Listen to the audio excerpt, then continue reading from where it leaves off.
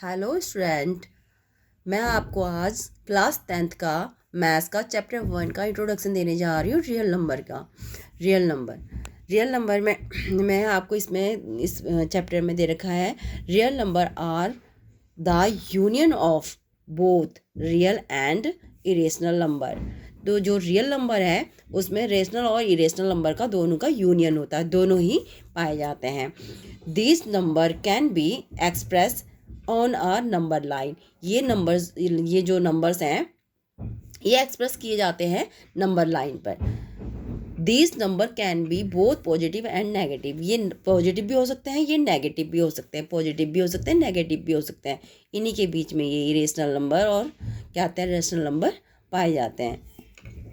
जैसे कि आपको पी क्यू की फॉर्म में जो भी होंगे इस टाइप से ये रेशनल नंबर होंगे, और ए और अंडर रूट बी केस में इरेशनल नंबर की फॉर्म में पाए जाते हैं।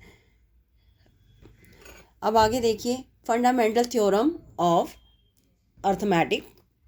अब यहाँ पे फंडामेंटल थ्योरम ऑफ अर्थमेटिक, इसमें आपको बताया जाएगा कि एवरी कंपोजिट नंबर, जो जितने भी कंपोजिट नंबर हैं, can be written as product of prime. उनको प्रोडक्ट ऑफ प्राइम में वन वे में लिखा जाता है। जैसे एग्जांपल के लिए 42 का आपका 42 है, 42 का हम प्राइम बनाएंगे, प्राइम फैक्टर बनाएंगे। कैसे बनाएंगे, 42 लिखेंगे तो 42 को 2 से डिवाइड करा तो 21 2 जा 42, 7 3 जा 21 एंड 1 7 जा 7। तो यहाँ पर 2 3 और 7 जो है 42 के प्राइम फैक्टर है। तो ये प्राइम फैक्टर दे। ऐसे 66 के प्राइम फैक्टर, 66 के 33 2 जा 66, 11 3 जा 33, 11 1 जा 11। ये जो फैक्टर है ये प्राइम फैक्टर जो आपके 66 के हैं। एंड 42 के प्राइम फैक्टर करेंगे, जैसे 2 से इसको डिवाइड कर लो तो ये आ जाएगा, 2 से इसको डिवाइड करो तो ये आ जाएगा। अगर कंप्लीट डिवाइड हो रहा है तभी, और फिर अगर नहीं हो रहा है तो फिर 3 से करके देखो, 3 से डिवाइड करके देखो तो ये आएगा। फिर नेक्स्ट अगर 3 से नहीं हो रहा तो कंप्लीट डिवाइड नहीं हो रहा तो 5 से कीजिए, 5 से डिवाइड हो रहा है, हो गए 5 7 जा 35, 7 1 जा 7। तो ये सारे जो हैं इसके प्राइम फैक्टर है। तो प्राइम फैक्टर हैं तो आपको इस तरह से इनको लिख सकते हैं, 2 2 3 5 7, 2 2 3 5 7। अब यहाँ पे ये सारे इसके प्राइम फैक्टर हैं। तो every composite number has prime factor. ठीक है, तो इस तरह से कंपोजिट नंबर के प्राइम फैक्टर बनाए जा सकते हैं। अब आप देखेंगे कि HCF and LCM use prime factorization. LCM और एचसीएफ का यूज़ प्राइम फैक्टराइजेशन में कैसे किया जाता है। अब एलसीएम है, एलसीएम 42, अभी आपने प्राइम फैक्टर निकाला था 42 का, 62 का, 66 का और 420 का। जैसे कि आपने यहाँ प्राइम फैक्टर निकाला था 42 का प्राइम फैक्टर निकाला था। इसमें से अगर आप एलसीएम लेंगे, एलसीएम में आप देखेंगे कि उन सबको वन टाइम जो फैक्टर आपने निकाले थे वन टाइम सारे ही आप लिखेंगे। जो सब में रिपीट हो रहा होगा, कॉमन होगा। जैसे कि आपने इसमें देखा यहाँ पे जो 2 है, 2 जो है सब में तीनों में ही रिपीट हो रहा है तो ये कॉमन हो, इसे 1 ही लेंगे, 1 टाइम लेंगे।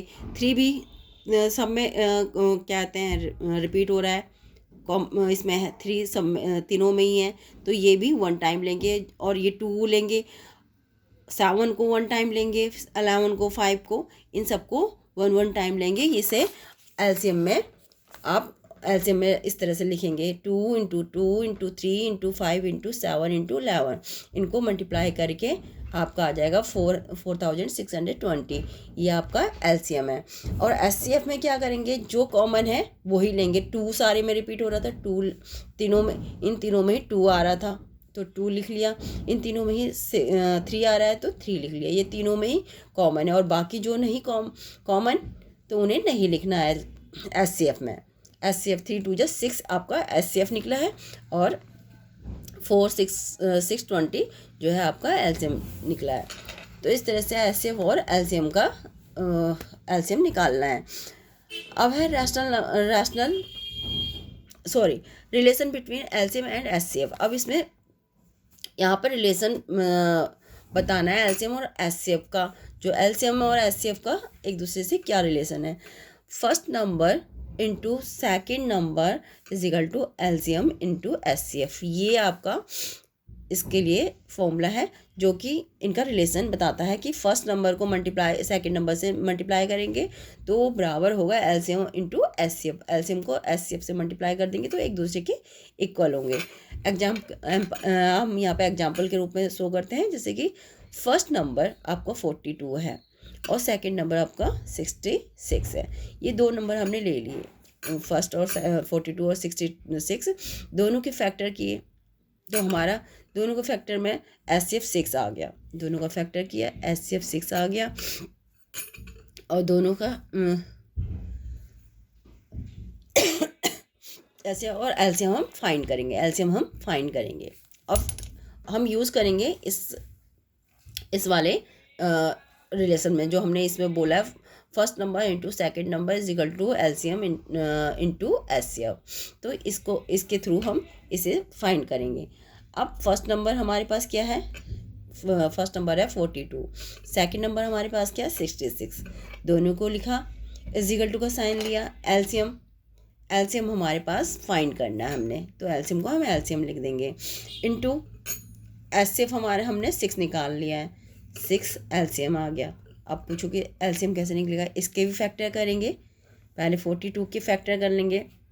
अब मैंने पीछे बता चुकी हूँ वैसे, फिर भी मैं आपको दोबारा बताती हूँ। 42 के फैक्टर करेंगे तो क्या आएगा हमारा 42 21 2 जा 42 और 3 7 जा 21 7 1 जा 7, ये हुआ।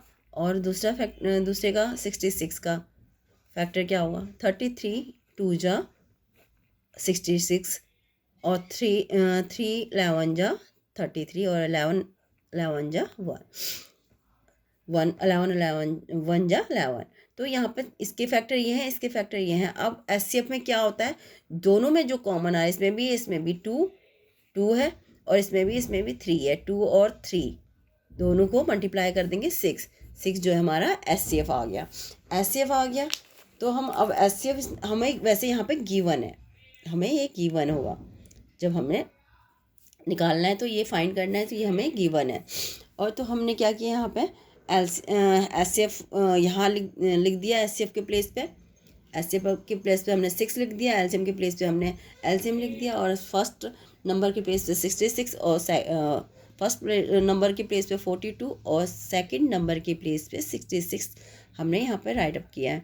अब क्या करेंगे, हम दोनों को यहाँ पे 42 मल्टीप्लाई 66 और यहाँ पे 6 जो है मल्टीप्लाई में यहाँ जाके डिवाइड में हो जाएगा। दोनों को मल्टीप्लाई किया और 6 से डिवाइड किया, तो 6 से डिवाइड करने पर डिवाइड आप देख सकते हैं कैसे किया है। तो हमने 6 से इसको डिवाइड किया है, जैसे 6 4 जा 20, हमने 2 नंबर ले लिए, 6 4 जा 24। अब 27 में से 24 को लेस कर दिया, 3 आ गया, 7 नीचे कैरी कर लिया, 6 6 जा 36 में से 37 में से 36 को लेस किया, 1 आ गया, कैरी 2 किया, हाँ 6 2 जा 12, ये आपका 462 हमारा इनका डिवाइड करके हमारा 462 आया है। तो एलसीएम हमारे पास क्या आ गया 462 हमारे पास एलसीएम आ गया। तो इसके ये यहाँ पे इनका रिलेशन इस तरह से बनता है, एलसीएम और एचसीएफ का रिलेशन। तो इस तरह से आप इसको कर सकते हैं। नेक्स्ट है आगे, इसमें आएगा प्रूव √2 इज़ रेशनल। यहाँ पे प्रूव करना है जो √2 है इरेशनल नंबर है। तो प्रूव हम क्या करेंगे, लेट करके हम एज्यूम करेंगे, let us assume the contrary that √2 is rational. हम इसे रेशनल नंबर में मान के चलेंगे। तो √2 इज इक्वल टू a/b, ये हमारे पास रेशनल नंबर है जो कि a एंड b जो हमारे पास को प्राइम नंबर है, ठीक है। √2b यहाँ पे जो b है इस साइड आ गया, तो यहाँ पे √2b हो गया और a यहीं रह गया। तो बोथ साइड स्क्वायरिंग कर ली दोनों की, करने पर हमारे पास √2 से 2 स्क्वायर कट गया, तो यहाँ 2 बचा और बी के ऊपर ये स्क्वायर ब्रैकेट खोलने के बाद तो बी के ऊपर स्क्वायर आ गया और ए की स्क्वायर हो गया। तो यहाँ पे ए की square is divide by 2 and A is also divide by 2। ठीक है, तो यहाँ पर √2 ए की स्क्वायर जो है 2 से डिवाइड हुआ है और ऐसे ही ए जो है 2 से डिवाइड हो जाएगा। तो ए इज इक्वल टू आपका यहाँ पर हमने क्या किया है, ए इज इक्वल टू 2c ले लिया है।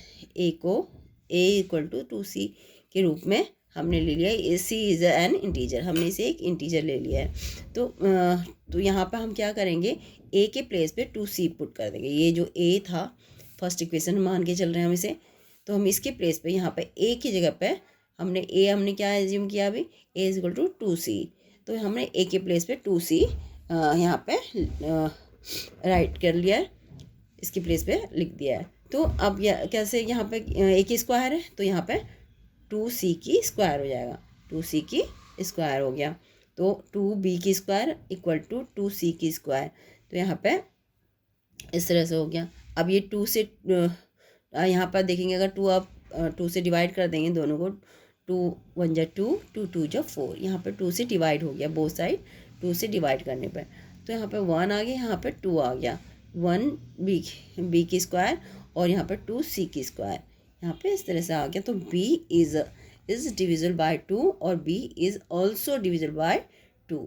तो यहाँ पे इक्वेशन आपका सेकंड हो गया। तो हम यहाँ पे क्या करेंगे, a and b having common factor 2। यहाँ पे a एंड b जो है चाहते हैं कॉमन फैक्टर है 2 इसमें, a एंड b में, ठीक है, दोनों में यहाँ पे। So this contradiction is arising because of our wrong assumption. This contradiction जो है हमें अराइज कर रहा है कि हमारा जो एजप्शन है वो रॉन्ग है। तो √2 इज़ इरेशनल नंबर, इसलिए √2 जो है इरेशनल नंबर है। Thank you guys, have a nice day.